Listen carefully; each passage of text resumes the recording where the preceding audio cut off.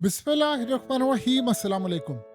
Finally Lebanon और Israel की forces के दरमियान जंग का बाकायदा आज आगाज हो गया और ये पहला मार्का था जो इजराइल की फोर्सेस हार गईं। अब ये सूरत हाल जरा समझ लें, इससे आपको अंदाजा होगा हसन नसरुल्लाह को मार कर इन्होंने गलती की या क्या सूरत हाल हुई, ये तो आने वाला वक्त बताएगा। सीन ये हुआ कि इजराइल की फोर्सेस लिबनान में दाखिल हुई और बड़ा अजीबोगरीब मामला था कि लिबनान में इन्होंने, आपकी स्क्रीन पर मनाजिर भी चल रहे हैं, कुछ टनल्स थे जहां पर वो एंटर हुए। बड़ा शौक था इनको एंटर होने का और कहा जी हमने वीडियोस बना ली, वो देखे ना हमने हासिल कर लिए इनकी एक्सेस और फलाना। उसके बाद अचानक से एक सरप्राइज हमला होता है।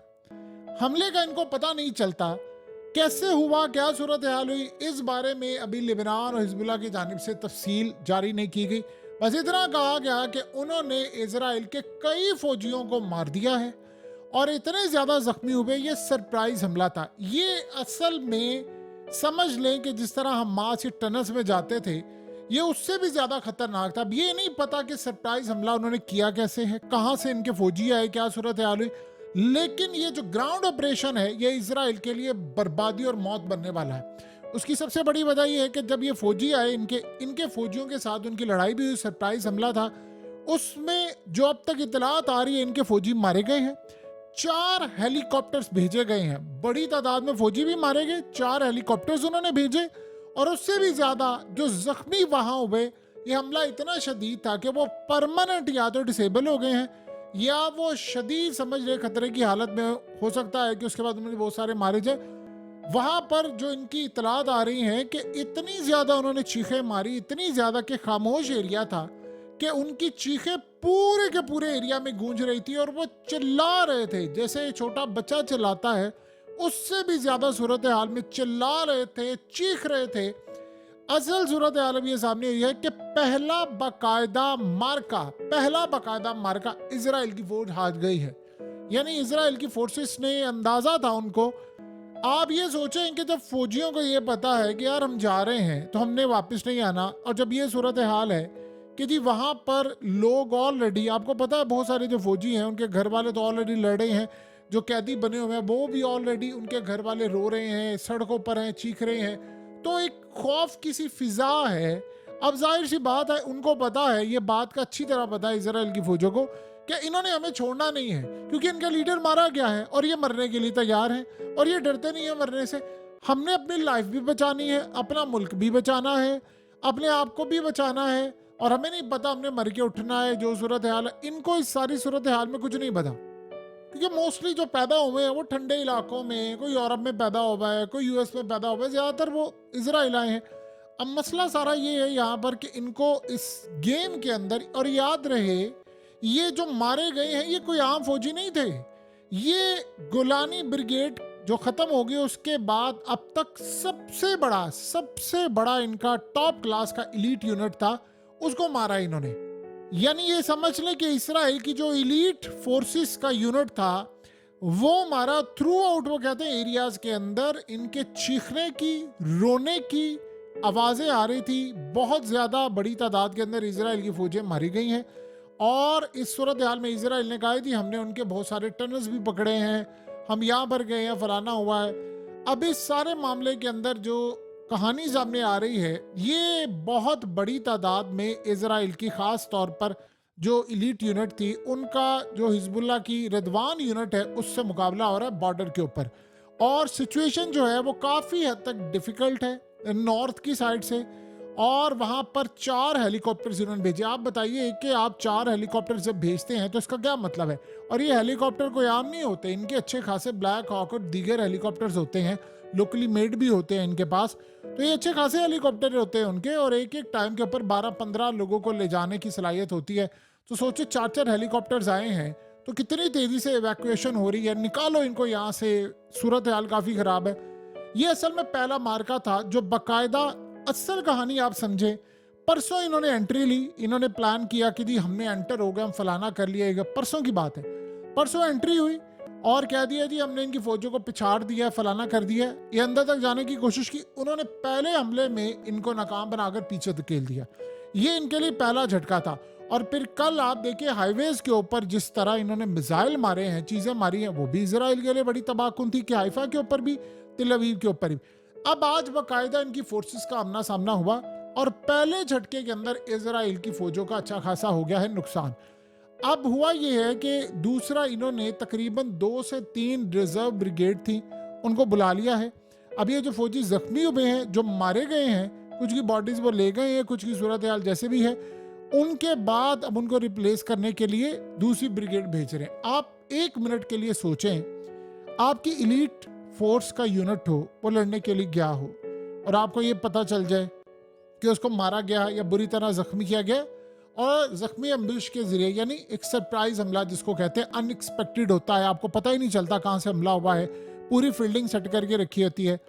अब सोचे जो नई यूनिट जा रही है उसको क्या पता है, वो अपने घर वालों से आखिरी दफ़ा मिल रहे हैं कि पता नहीं हमने वापस आना कि नहीं, हमें पता नहीं दोबारा हम आए तो हमारी को पैर ना हो, कोई हाथ ना हो, कोई आधा धड़ ना हो, कुछ ना हो, हमें कुछ नहीं पता।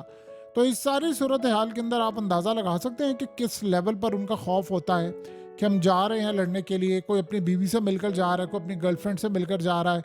ऊपर से आप देखें कि जो आखिरी कसरती रहती हुई वो भी ईरान ने पूरी की है। अब ईरान ने हमला इन पर किया है और वो जो सूरत हाल है इस वक्त, वो तो इतनी ज़्यादा खौफजदा है कि इजराइल के अंदर 40 लाख लोग शेल्टर्स में गए हैं रात को, और लाखों के हिसाब से खौफजदा है। उन्होंने मनाजिर देखे और वो इस ट्रॉमा से बाहर नहीं निकल रहे। आप सोचें, आज इजराइल में क्लिनिक्स पर इतना रश लगा हुआ है कि वहाँ पर जो इंश्योरेंस कंपनीज हैं वो कह रही हैं कि इतना क्लेम आया हुआ है, इतना क्लेम आया, ज़ाहिर सी बात, आप मेडिसिन लेने के लिए जाते हैं, वो कहते हैं कि सारी रात हम खौफ से सो नहीं सके, बहुत सारे लोग परेशान थे। और आप सोचें क्या कमाल की बात है, किसी मीडिया चैनल को इन जगहों पर जाने की इजाज़त नहीं है, उन एरियाज़ के अंदर कोई सीसीटीवी फुटेज निकालने की इजाज़त नहीं है जहाँ पर ये मिसाइल जाकर लगे। उनको कहा गया कि आपने कोई नहीं फुटेज जारी करनी है, निवातम बेस के ऊपर की फुटेज कोई नहीं। आज कहा जी हमारा किसी एयरक्राफ्ट को नुकसान नहीं पहुंचा। आप सोचें, इतने मिसाइल मारे हैं अगलों ने, इतने मिसाइल मारे हैं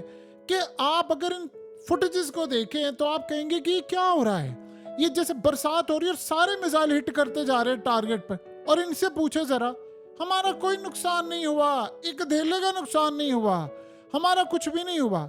बिल्डिंग्स तबाह हुई हैं कल और वहां पर लोग मारे गए हैं, इनके फौजी मारे गए, इनके मिलिट्री बेसिस को उड़ा दिया गया है। आप अगर सोचें, अगर हमास या हिजबुल्लाह ये फुटेजेस जारी ना करें तो आप जानते हैं क्या हो, ये कि हमारा तो कोई बंदा ही नहीं मारा गया, हमारा तो कुछ नहीं हुआ, हमारा तो फलाना नहीं हुआ।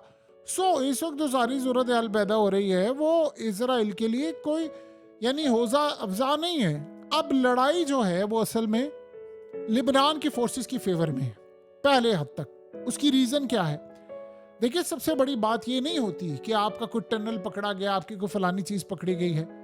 लड़ाई ये होती है कि अगर ऐसा मामला हो तो अफगानिस्तान ने अमेरिका को जैसे अंदर आने दिया, इन्होंने भी अंदर आने दिया। ये यहाँ पर उनको चाह रहे थे हमारे, क्योंकि वहाँ पर इसराइल को एडवांटेज था एयर कैपेबिलिटीज़ का। फ़िज़ाई हमले जाहिर सी बात है उनके बड़े तगड़े होते हैं, बावजूद इसके कि हिजबुल्लाह जितनी ताकत वो करे। अब ये जो फोर्सेस है उनकी ग्राउंड पर लड़ाई हो रही है, ये असल में उनके लिए बहुत ज़्यादा मसला है। वरना आप सोचें, तीसरा दिन है लड़ाई का, तो इजराइल की फौज को तो चाहिए था कि हम जाकर फतह कर लेते बहुत सारे इलाके, वो नहीं कर पाए।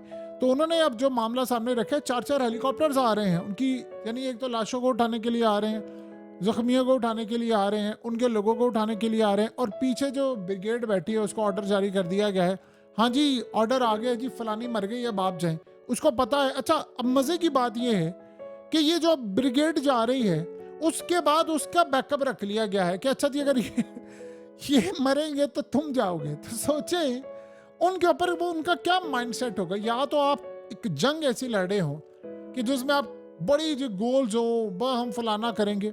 ये असल में इजराइल की आज तक जो सबसे ज्यादा कैपेबिलिटीज है वो है एयर स्ट्राइक की। आप जाते हैं, आपने एक पूरी बिल्डिंग जमीन बोस कर दी, लट से मिसाल के तौर पर उसमें एक बंदा है मतलूब, और आपने 400 बंदा मार दिया।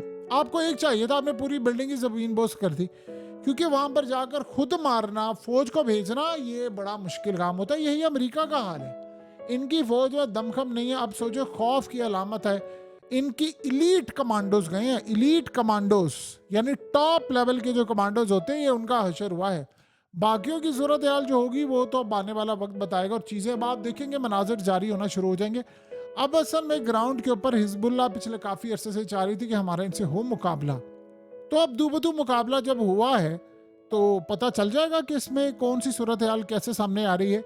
और उसके साथ साथ एक और भी मामला है जो इनको नहीं पता चल रहा, वो ये है इनको अंदर तक ले जाकर ऊपर से स्ट्राइक करने की भी तैयारी है, मिसाइलों से, ड्रोन से। ये बहुत सारी चीज़ें तो हमास के पास नहीं थी, इनके पास तो है ना। तो वो वहाँ पर एरियाज भी स्कैन हो रहे हैं, चीज़ें भी जा रही हैं। और ज़ेरे ज़मीन वो तो सूरत हाल बिल्कुल अलग है। अब लड़ाई का फैसला कुन आगाज़ हुआ चाहता है और हो रहा है, और पहले मार्के में इसराइल को हार हुई है। हकीकत टीवी साइंस एंड हेल्थ की इस वीडियो के नीचे कमेंट ज़रूर कीजिए, अपनी राय का इजहार ज़रूर करें, और इस वीडियो को हर जगह शेयर करते हुए चैनल को सब्सक्राइब ज़रूर करें।